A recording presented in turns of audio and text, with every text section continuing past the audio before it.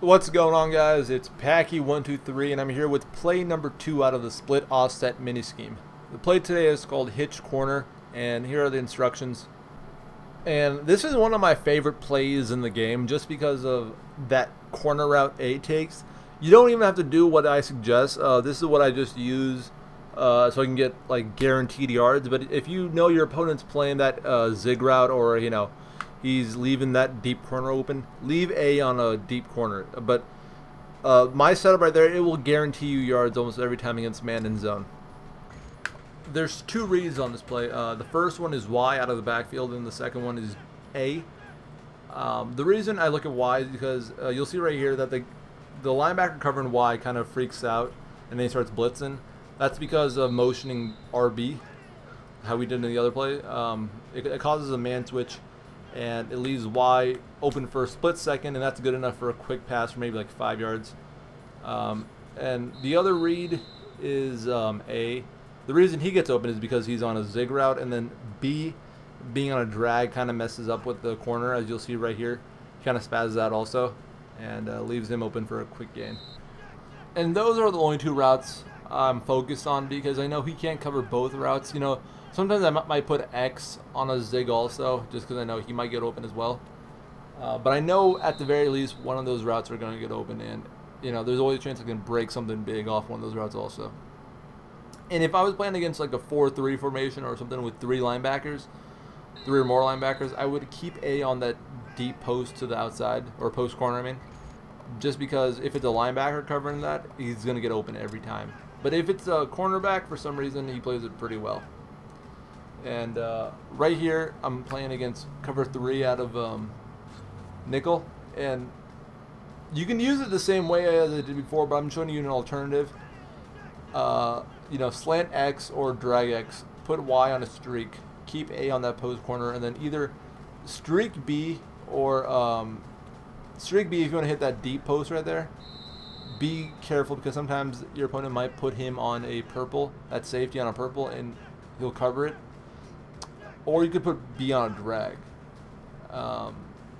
A gets open, Y gets open, and so if you have X and B on slants and drags, then one of those two routes will get open as well, because the linebackers will take the slant and the drag will be wide open underneath.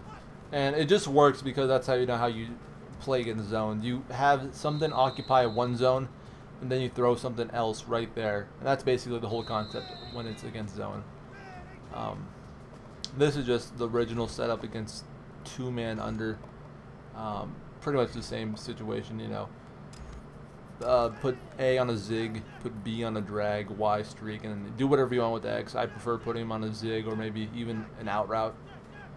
But be careful sometimes. You don't want to put him on a slant, because then the middle gets way too congested. And this is the great thing about dime in this formation, because Y, for some reason, destroys dime when it's that cornerback right there. Look at what happens when Y. Look how wide open he gets. When it's dime, for some reason, that happens every single time. The cornerback kind of goes retarded for a second, and then Y just goes right past him. I don't know why that is. It does not happen against the nickel. Right there, I don't know what happened. I guess it's just like a bust play, but 99% of the time, that happens every time. The corner just kind of freaks out for a little bit, and, you can get a quick, like right there, look at that. I don't know why that is, but it happens, so be sure to take advantage of that. And that's not even, me like moving the guy at all. It's just because it happens. And this is cover 3. I think I show you it with the original setup first, or see. Yep. So I'm just showing you that you can run the same play, the original setup against zone as well. I like to hit B right here, because Y takes care of that yellow. You can put. I prefer to put X on the streak or something to take care of that deep blue route, or you can put him on a slant also, like how you did before. Just something to take control of that flat zone. See, there you go. And that's basically all you want to do. Do whatever you want to play, but this is what I like to do because I know it will get me yards. Be sure to adjust. Be sure to be wary of what your opponent is doing. And once you know what your opponent is doing, you can just adjust this play. I actually had one play where I just ran this one play the entire game, but I was adjusting to what my opponent was doing, and that's what I recommend doing. Use my directions as a sort of a baseline. There's a deep post, putting B on a streak, and then take it from there. You know, if you see your opponent playing something pretty well, switch it up, because you can with this play. That deep post offers you so much more options than, you know, a regular play would. So, you know, keep that in mind. I will have play 3 out tomorrow. And we'll also have a bonus play as well, so be on the lookout for that. And I think that's pretty much it, guys. It's Packy123. Check out Madden Students and subscribe if you haven't already. And that's pretty much it, guys. It's Packy123. Thanks for watching.